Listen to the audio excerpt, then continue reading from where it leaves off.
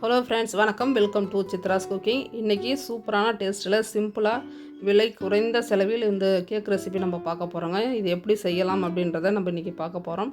இதுக்கு மைக்ரோவேவன் எதுவும் தேவையில்லைங்க. நம்ம குக்கர்லேயே வந்து ரெடி பண்ணிக்கலாம்.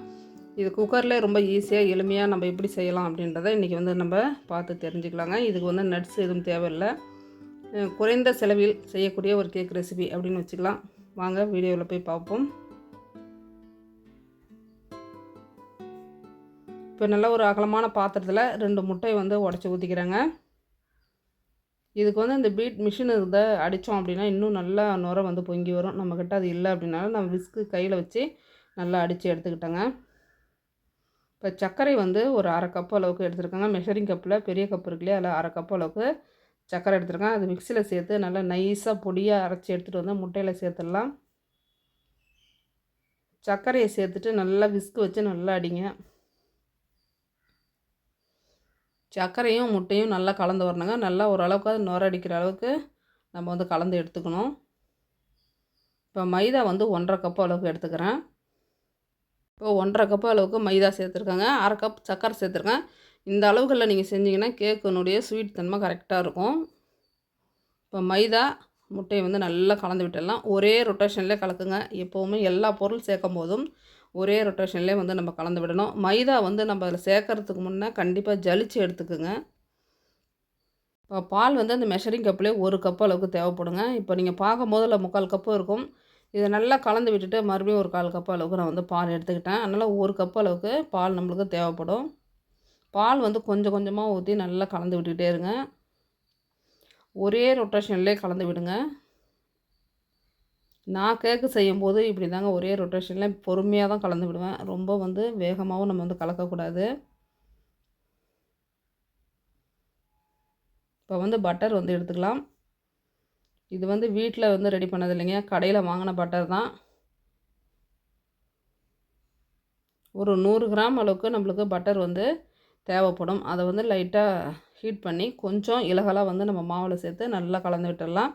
பட்டர் வந்து சேர்க்கும்போது நல்லா ஆறி போயிருக்கணும். ரொம்ப சூடாக வந்து மாவில் ஊற்றிடாதீங்க. பட்டரை லைட்டாக உருக்கி ஆற வச்சு அதன் பிறகு வந்து மாவில் சேர்த்துக்கலாங்க. இப்போ baking powder, salt, baking soda இது 3 வந்து சேர்த்துக்கிறேன். இது எல்லாமே அந்த சின்ன ஸ்பூனில் ஒரு ஸ்பூன் அளவுக்கு சேர்த்துக்கிறேன். உப்பு மட்டும் ஒரு பிஞ்ச் அளவுக்கு சேர்த்துக்கிங்கன்னா போதும். இப்போ 3 பொருளும் சேர்த்து நல்லா கலந்து விட்டுறலாங்க. இப்போ மீதம் இருக்கக்கூடிய பட்டரையும் சேர்த்து நல்லா மாவை கலந்து விட்டு ஒரு 10லேருந்து 15 நிமிஷம் மாவு நல்லா ஊறணுங்க. ஊறினதுக்கு பிறகு நம்ம வந்து குக்கரில் வச்சுக்கலாம். இப்போ மாவு ஊறினதுக்கு பிறகு இந்தளவுக்கு கொஞ்சம் திக்னஸாக நம்மளுக்கு தெரியும். இப்போ ஸ்டவ்வை வந்து ஆன் பண்ணிவிட்டு குக்கரை வந்து நல்லா ஃப்ரீ ஹீட் பண்ணிக்கணுங்க. ஒரு 10 நிமிஷம் நல்லா ஹீட் ஆகட்டும். அப்போ வந்து ஹையில் வச்சுருங்க ஸ்டவ்வை. இப்போ அது உள்ளே ஒரு சின்னதாக ஸ்டாண்டு வச்சுட்டு நம்ம வந்து குக்கர் வந்து மூடிடலாங்க. உள்ளே இருக்கக்கூடிய கேஸ் கட்டையை எடுத்துடணும். விசிலும் நம்ம வந்து எடுத்துகிட்டு மூடிடலாம். இப்போ இந்த கேக் டின்னு வந்து 150 ரூபாய்க்கு நான் வாங்கியிருந்தேங்க. ஹார்ட் ஷேப்பில் பார்க்க ரொம்பவே நல்லா இருந்தது. இப்போ ஃபுல்லாக வந்து நெய் வந்து அப்ளை பண்ணிவிட்டேன். கொஞ்சமான அளவு வெண்ணிலா எசன்ஸ் வந்து சேர்த்துக்கிட்டேங்க. இது டேஸ்ட் வந்து நல்லாயிருக்கும், கொஞ்சம் வாசனையாகவும் இருக்கும். அப்படின்றதால வெண்ணிலா எசன்ஸ் வந்து 1 ஸ்பூன்லேருந்து 2 ஸ்பூன் வரைக்கும் சேருங்க. ஏன்னு கேட்டிங்கன்னா முட்டை நம்ம சேர்த்துருக்கோம் இல்லைங்களா, அந்த வாசனை பிடிக்காதவங்க வெண்ணிலா எசன்ஸ் அதிகமாக சேர்த்திங்கன்னா அந்த கேக் சாப்பிட்டு ரொம்பவே நல்லாயிருக்கும். இப்போ நல்லா கலந்து விட்டுட்டு நம்ம வந்து டின்னில் வந்து மாவு சேர்த்துக்கலாங்க. மாவு ஊற்றும் போது இந்த அளவுக்கு கொஞ்சம் திக்னஸாக இருக்கணும். நம்ம ஊற்றும் போதே பாருங்கள் ரிப்பன் அளவுக்கு நல்லா மடிஞ்சு வருது இல்லையா, இதுதான் வந்து கரெக்டான பதம். இப்போ கேக் டின்னை வந்து நல்லா நம்ம தட்டி விட்டு நம்ம குக்கர் வந்து நல்லாவே ஹீட் ஆகிடுச்சிங்க, அதில் வச்சிடலாம். இது வேகக்கூடிய டைமிங் வந்து 45 நிமிஷங்க. இப்போ நம்மளுக்கு ஸ்டவ் வந்து ரொம்ப சிம்மில் வச்சுருங்க. சிம்மில் வச்சுட்டு ஒரு 45 நிமிஷம் வரைக்கும் வச்சுருந்தீங்க அப்படின்னா கேக் வந்து சூப்பராக வந்துருங்க. பாருங்கள் எந்த அளவுக்கு நல்லா உப்பி கேக்கு சூப்பராக வெந்துருச்சு. ஒரு கம்பியில் நம்ம வந்து குத்தி பார்த்தோம் அப்படின்னா அதில் மாவு ஒட்டக்கூடாது, அதுதான் வெந்ததுக்கு பதம். இப்போ நல்லா நம்மளுக்கு வெந்துருச்சுங்க. மேலே வந்து கொஞ்சமான அளவு பட்டர் தடவிட்டு கொஞ்சம் ஆறுனதுக்கு பிறகு நம்ம வந்து கேக்கை வந்து டின்னிலேருந்து எடுத்துக்கலாங்க. பாருங்கள் கொஞ்சம் கூட ஒட்டலை, நம்மளுக்கு கேக் வந்து ரெடி ஆகிடுச்சிங்க. இதுக்கு வந்து பட்டர் ஷீட்லாம் வேணும் அப்படின்ற அவசியம் இல்லைங்க. அதிலே நம்ம ஆயிலில் தடவிட்டு மாவு ஊற்றினாலே நம்மளுக்கு கேக்கு சூப்பராக வெந்து வந்துடும். அவ்வளோ வாசனையாக இருந்தது. வேகும்போது அந்த வெண்ணிலா எசன்ஸ் வந்து நல்ல வாசனையாக இருக்கும். நல்லா சாஃப்டாக பஞ்சு மாதிரி கேக்கு நம்மளுக்கு ரெடி ஆகிடுச்சிங்க.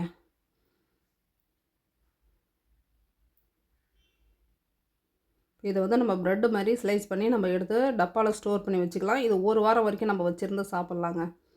அதற்கு மேலே வந்து வச்சுருக்காதீங்க. கண்டிப்பாக ஒரு 5 நாள்லேருந்து 6 நாள் வரைக்கும் இந்த கேக் வந்து கெட்டு போகாமல் இருக்கும். நாங்கள் அப்படி தான் வச்சுருந்து சாப்பிட்டோங்க. ரொம்பவே நல்லா இருந்தது. இது வந்து நான் மைதாவில் செய்திருக்கேன். ஏற்கனவே கோதுமையில் செய்திருக்கேன். அந்த கேக்கும் இருக்குது, ரவையில் செய்ததும் இருக்குது. நான் வந்து டிஸ்கிரிப்ஷனில் கொடுத்துருக்கேன். நீங்கள் செக் பண்ணி பாருங்கள். கேக்கு செய்கிறது வந்து ரொம்ப ரொம்ப ஈஸி. அதை பார்க்கும்போது நம்மளுக்கு கொஞ்சம் கஷ்டமாக தெரிகிற மாதிரி இருக்கும். ஐயோ நம்மளுக்கு சரியாக வருமா அப்படின்ற மாதிரி. ரொம்ப ஈஸிங்க. கரெக்டாக நீங்கள் எப்படி செய்திருக்காங்கன்றதை பார்த்துட்டு நீங்களும் வீட்டில் வந்து ட்ரை பண்ணுங்கள். உங்களுக்கும் வந்து கேக் ரெசிபி அவ்வளோ சூப்பராக வரும். சிம்பிளாக குறைந்த செலவில் கேக் வந்து எப்படி செய்கிறோம் அப்படின்றத பார்த்துட்டிங்க. இந்த வீடியோ உங்களுக்கு ரொம்ப பிடிச்சிருக்கும் அப்படின்னு நினைக்கிறேன். பிடிச்சிருந்ததுன்னா நம்ம சேனலை வந்து சப்ஸ்கிரைப் பண்ணுங்கள். ஒரு லைக் ஒன்று பண்ணிவிடுங்க. நிறைய பேருக்கு ஷேர் பண்ணிவிடுங்க. தொடர்ந்து என்னோடய வீடியோக்குள்ளே பாருங்கள். இந்த கேக் வந்து பார்க்க எப்படி இருக்குது அப்படின்றதையும் கமெண்ட்டில் கண்டிப்பாக சொல்லுங்கள். தேங்க்யூ.